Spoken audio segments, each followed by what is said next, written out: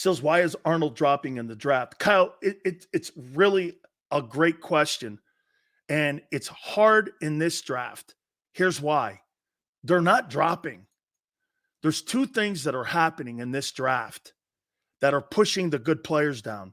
It's the O-line and the shitty quarterbacks. Think about this. Let me show you something here.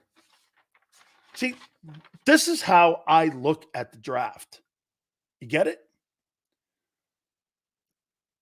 Totally Pauline projects that the Eagles trading to 16 overall and are targeting. I think they are targeting the kid Mitchell too. I think it's a risk. Because guess why? Didn't play against very good competition. He had a really good Senior Bowl. Had a good Senior Bowl. I talked to the folks down there. Really good Senior Bowl. Played against not very good players at Toledo. Mid-America Conference. Had a great combine.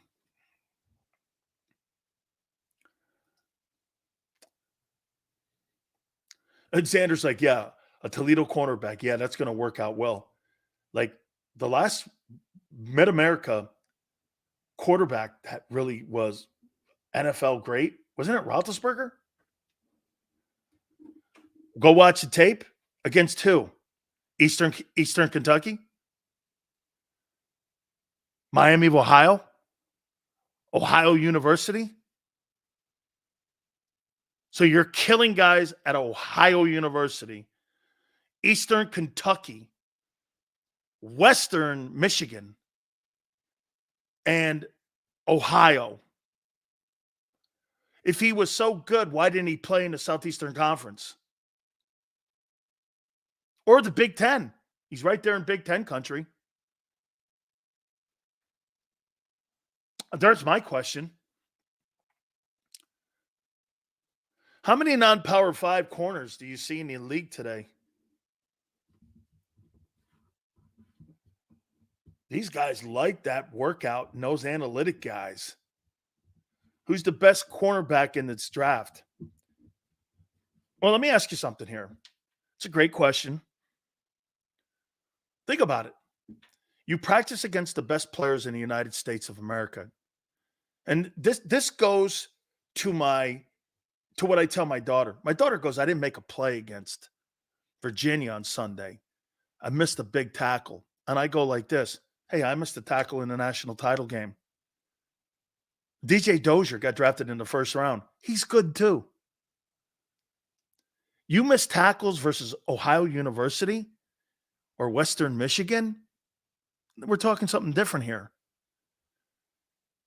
Players at big conferences, you may not have the greatest grade against, say you played Michigan versus Ohio State, and you played really good in it, but there were plays that they beat you on. Well, welcome to the NFL.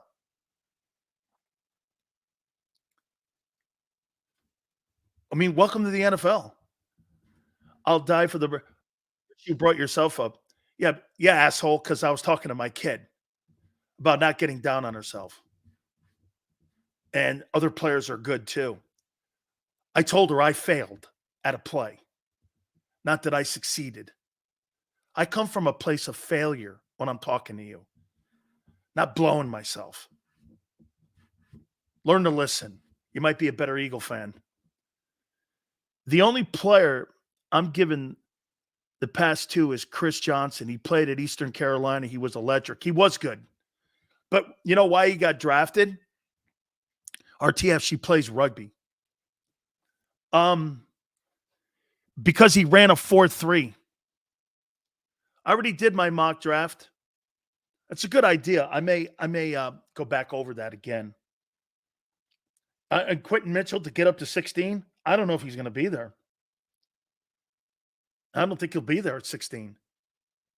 Here's the still. So if I'm Eagles, I'm drafting one of those two cornerbacks from Alabama.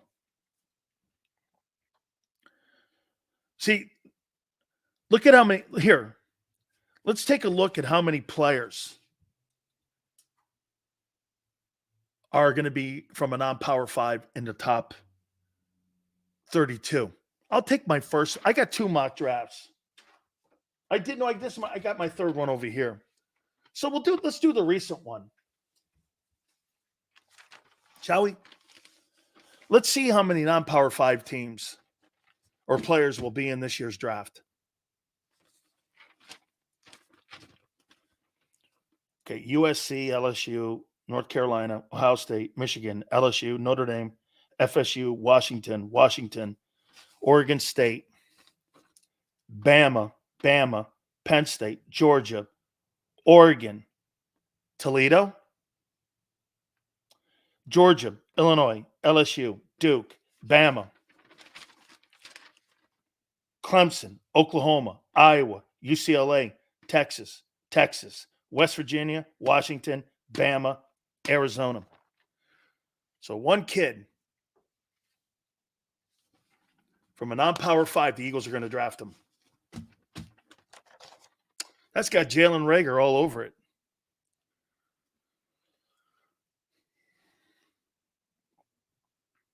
Are you not trying to lower the odds of failure?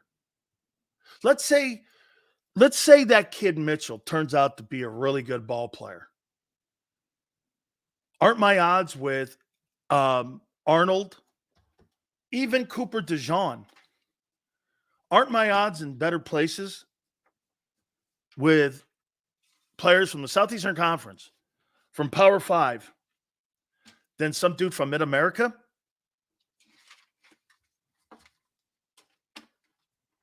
Even the kid Nate Wiggins from Clemson. Those are gamble picks. And believe me, hey, somebody help me. Who's Darryl Green? Darryl Green, he got drafted like, what was it, Texas A&I? Right? He got drafted out of Texas A&I. Jerry Rice got drafted out of Mississippi Valley State. Sure. You find those guys. You better be good talent evaluators. And the Eagles have not been good talent evaluators at what position? Corner and wide out. And you really trust them to get it right? Where? Devontae Smith. Congratulations. It took you 100 wide receivers to get there. Look at how many crappy corners. Randy Moss was different. Marshall. You see, Kyle, the history with Marshall or with Moss was this. First, was offered a scholarship to Notre Dame. They threw him out because of marijuana. Then he was offered a scholarship and given one to Florida State. Marijuana issues again. Then he went to Marshall. So you have to remember the issues that he had. He was offered Notre Dame, Florida State, and he landed on Marshall. What you had to overcome with Randy Moss was decision-making. Would his decision-making at the end of the day get in the way of a career? Sometimes it did. Randy Moss never lived up to what Randy Moss should have been. Better than Rice. And by the way, Chuck goes, Terry Bradshaw, Louisiana Tech. Okay? Chuck, name me a quarterback in the last 20 years that was taken from a non-Power 5 that turned out to be a star in the NFL. It's a different league today. Because of the transfer portal, it's making it even harder now. If you're a good player at a smaller school, you transfer to bigger schools. You don't stay where you are. You'll never be seen. Why would I stay at Toledo if I'm one of the top 6 picks? Loyalty? Get this. Not even Travis Hunter stayed at Jacksonville State. He went with Dion to Colorado, to a Power 5. By the way, there's your best corner in the draft. Unfortunately, it's not till next year. That kid's the best player in the country this year and next year. And it's really not close. I have not seen a kid with that kind of skill set on both wide receiver and defensive back, and his ability to jump in the air and not lose his equilibrium, the way he can go after passes as a defensive guy, and also the conditioning that he has to play wide out. That guy is a throwback to Bo Jackson and to Deion Sanders and how good of an athlete he is. That's Deion stuff. He's really special. There's nobody I've seen in the last 35, 40 years that compares to Deion when it comes out in the draft. Maybe Sean Taylor at corner or safety. He's just special. They're moving him into the slot. This kid can play everywhere. He's so good, man. Ugh. I don't want a quarterback in the first round. I really don't.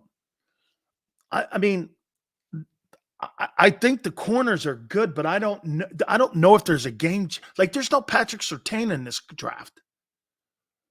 Seals, did you play against Rod Woodson in college? Yeah, when he was at Purdue. We beat the brakes off him. But you knew he was good. I think Jeff George was his quarterback. I think he was a high hurdler too. Like, and he was a special height. He was another great athlete. That's a great pull, Kyle. Yeah, we beat the brakes off of them. Kevin Sumlin, I think, was on that team that came down to the Orange Bowl, and we just pounded them. Okay? We just pounded them. But he was a really great athlete. Hunter will be a top 3 pick next year. You know, it's funny. Anthony says he'll be a top 3 pick next year and be the best. Isn't that funny? A top 3 pick, and he's the best player in the draft, but they'll draft a quarterback. They'll draft Shedeur Sanders over him, and he's not better. I don't follow that thinking. I'm getting the best player I can get. And if I can upgrade my position, this is people that have control of their draft. Now, get this. Here's why coaches in Philly don't have a lot to say here.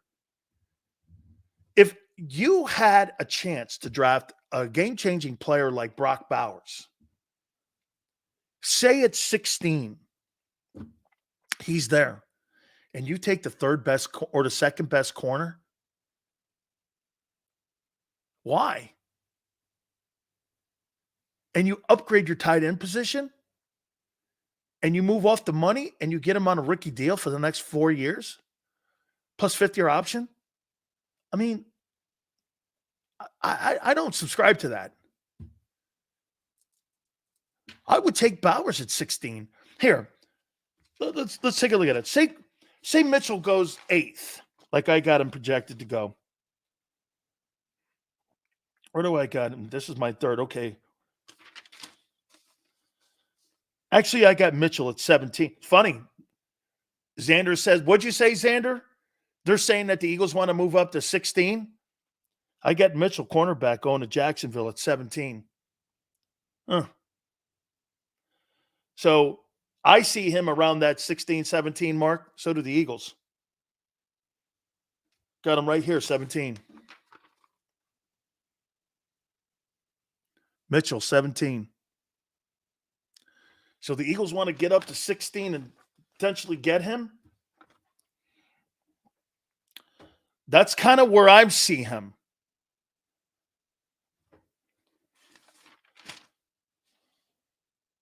Would he be the first corner off the board? He would be. Arnold is projected at, and by the way, I've got Arnold going to the Eagles at 22 in my 3rd and final mock draft.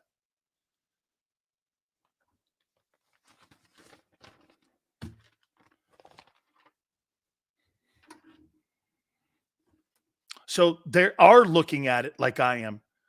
I'm not taking the second best corner. If I'm going to get a corner, I'm going to take the first best and move up to Jacksonville or Seattle. So you're going to make a move with Seattle?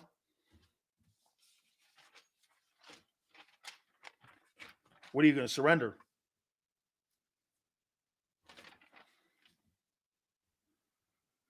Seattle's at 16. So you're going to make a trade with Seattle?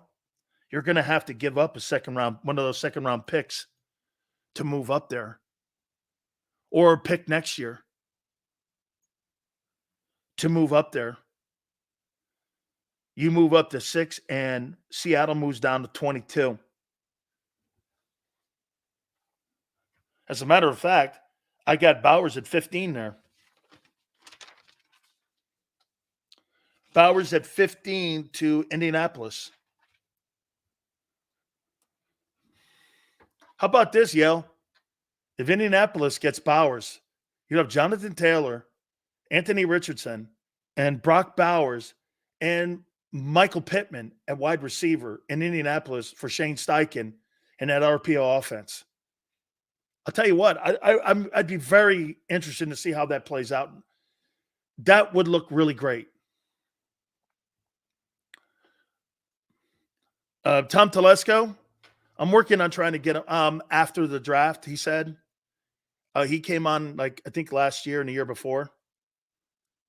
He was the general manager of the Chargers.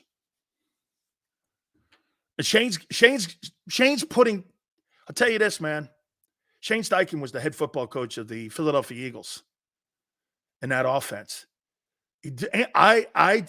I saw a 51% quarterback. Hey, I'm kind of wrong on Anthony Richardson, even though he got hurt. And here's the problem. Okay? Here's the problem that Shane is going to face. Look at what happened with Shane. Shane got Jalen hurt. Shane got Richardson hurt. He's got to change his coaching a little bit. You got to protect that guy more. Okay? That RPO, if that's going to be part of your offense, okay. The last two quarterbacks that you've had in your control, you got both those guys hurt. Jalen got hurt in the Chicago game when you were the coordinator last year in 22. And Richardson lasted how many games? 4, 5? And get this, though. Shane made Gardner Minshew a Pro Bowler. He knows what he's doing. But you've got to protect your guys more. You got that guy, Jonathan Taylor, run his ass. He's one of the top 3 backs in the league. You got a great O-line. You got the second best offensive guard next to Dickerson, and you pay him $20 million. Run the fucking ball. Run the ball. Question. Does it matter where you play, whether it's Toledo or Iowa, if you're a baller? You'll do just fine. Denny, I think it does matter in today's NFL or today's college. I don't think it mattered years ago. I think it does today. Why? Because of the transfer portal. Shitty players stay at shitty programs.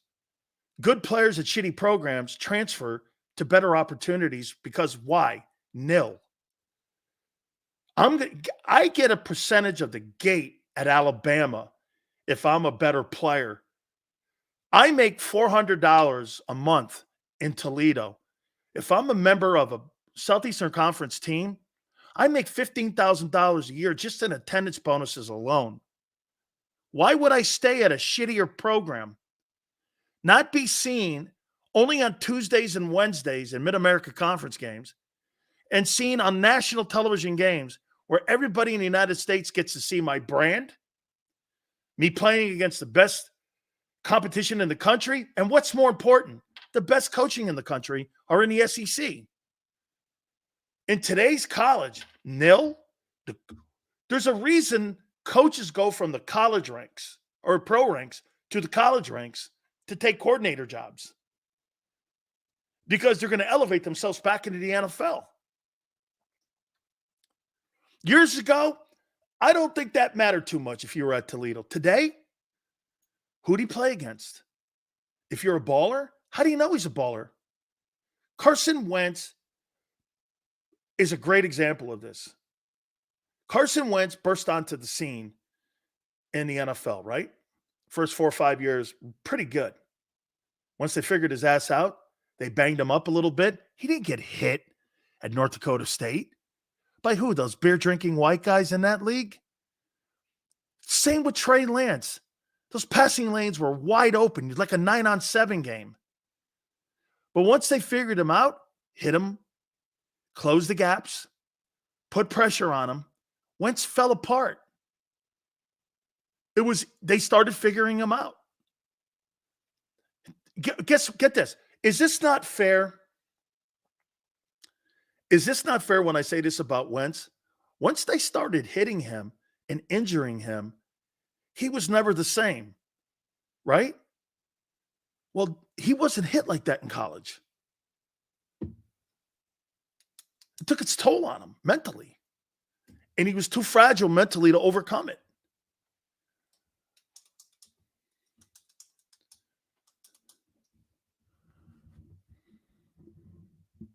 Here, that's a great Josh Allen, small school. That's before the transfer portal.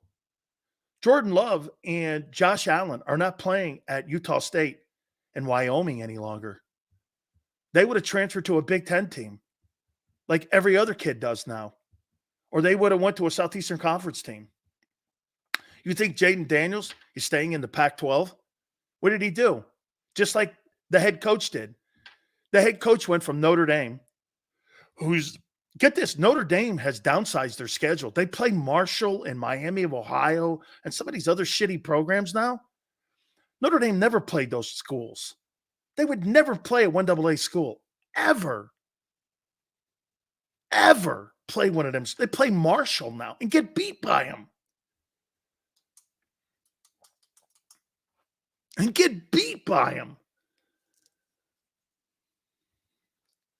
T.O. went to a small school too. Yeah, when? 20 years ago? I told you, the transfer portal has changed everything. So has NIL.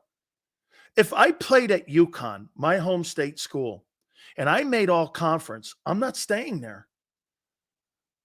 I'm going to BC, Penn State, Pitt, Maryland, one of them programs. Somewhere around my, hey, believe me, I mean, after I got thrown out of Maryland, I had Oklahoma, LSU, Miami. Why do you think I chose? And Minnesota. I did take a recruiting trip to Minnesota because Lou Holtz was the head coach.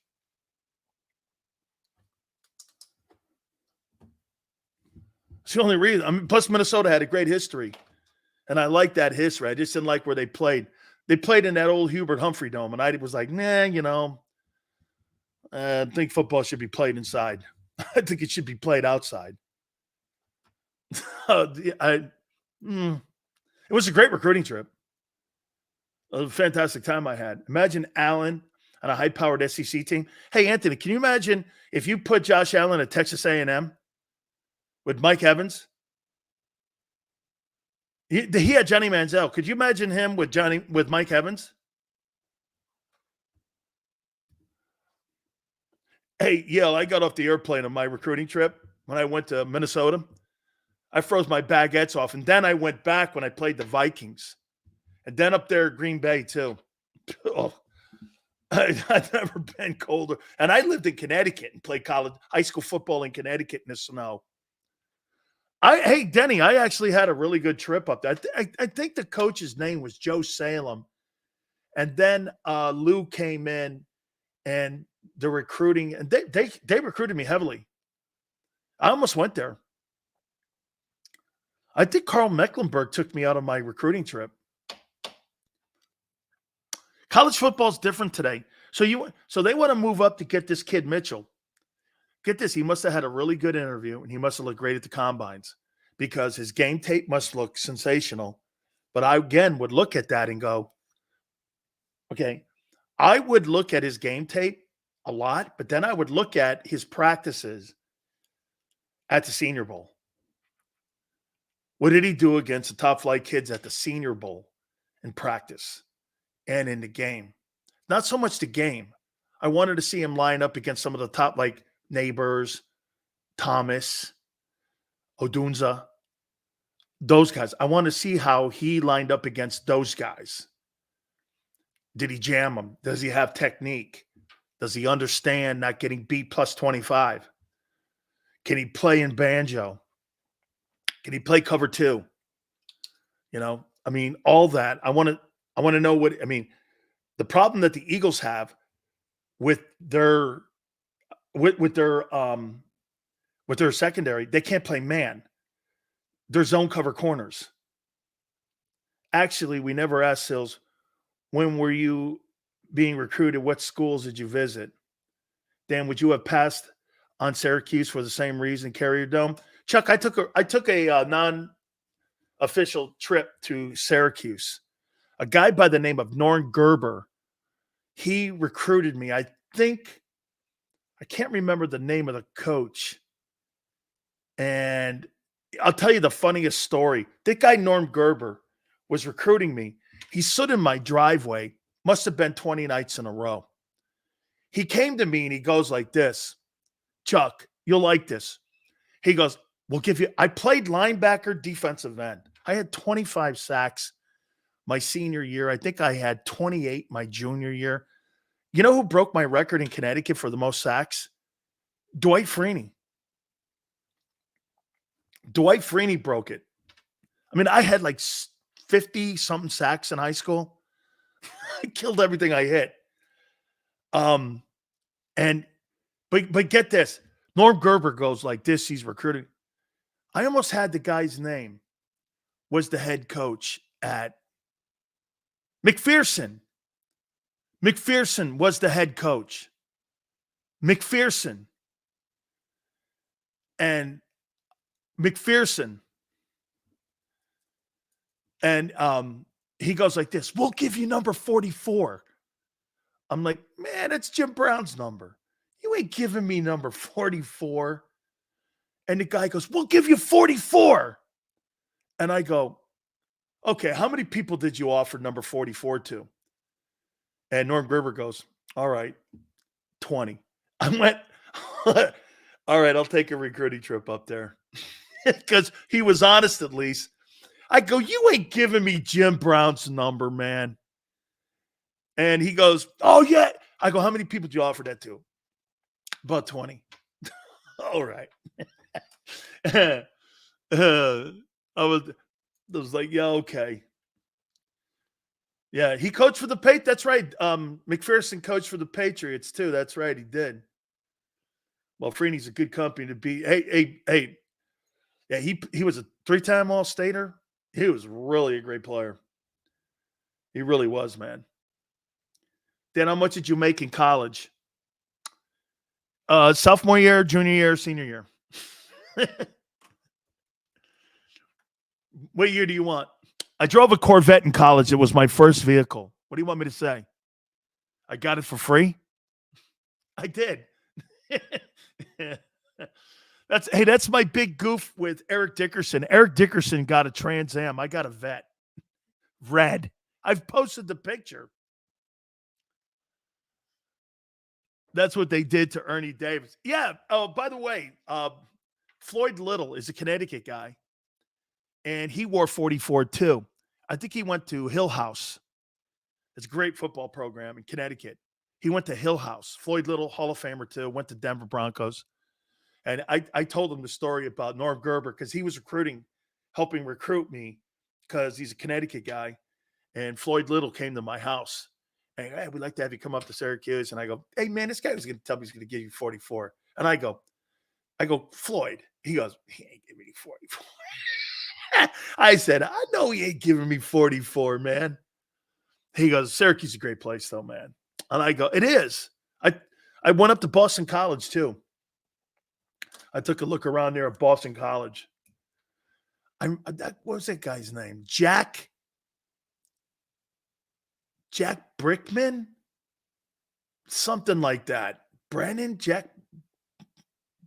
Something.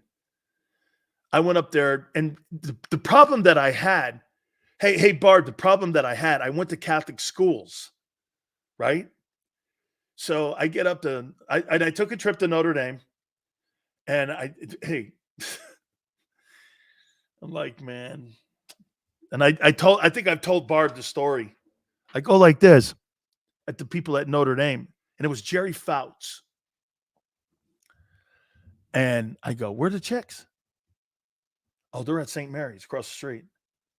No. Where are the women?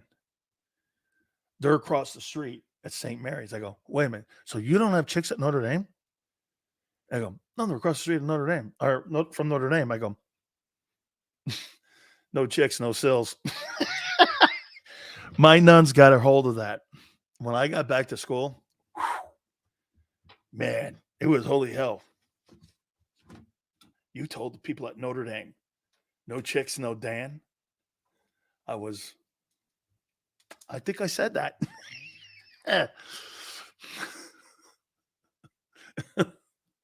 Hey, it wasn't. Hey, I'm Barb. I'm not going in a public shower with some dude named Chip, and I'm not. That's not going to work for me. I'm not going to bars with dudes.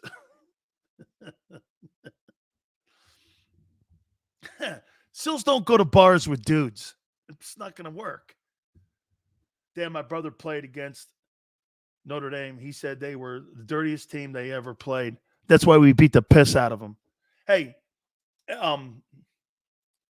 Wayne, let me add this up, Wayne. Hold on for a second, Wayne. Let me see. 57-3, 40-0. Let's see. We beat Notre Dame in my 2 games against them, 97-3.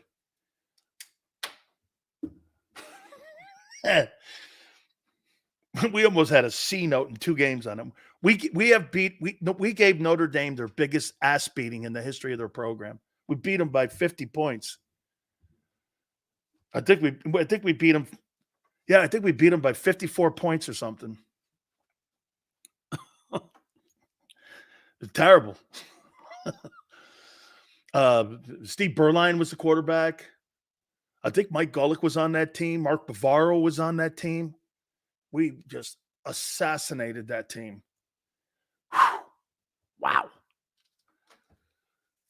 Beat them to smithereens. And then we got killed in the media because we ran the score up on them. Well, everyone forgot Notre Dame used to put 77 on Miami, 77-3, 77-0. Everyone forgets Eric Parsegian getting his joys out on Miami football. Well, we took it out on them. Beat the doorknobs off them. So after you beat ND by 50, did you guys go to bars with dudes? Mm-mm. Big Sills did not go to bars with dudes. I had a girlfriend, French track athlete, Lori LaRue. Wow. About 5'9". My aunt liked her too. Almost married the chick. Lou Holtz versus Jimmy was the game of the year a couple times. Yeah, the one they stole. All right. I'm going to take a timeout here. I got to take a timeout. I think I have to do another one too. Do a timeout here. We're going to reset. We're a couple days out from the draft. We'll reset. We'll talk about the upcoming draft. And it's being reported now that Howie wants to move up to 16. What does that mean in the draft? What does that mean for the current defensive coordinator? Do they go offense or defense? We'll take a look at the draft, especially some of the players that are in that position. Hit the like button. We'll do it next.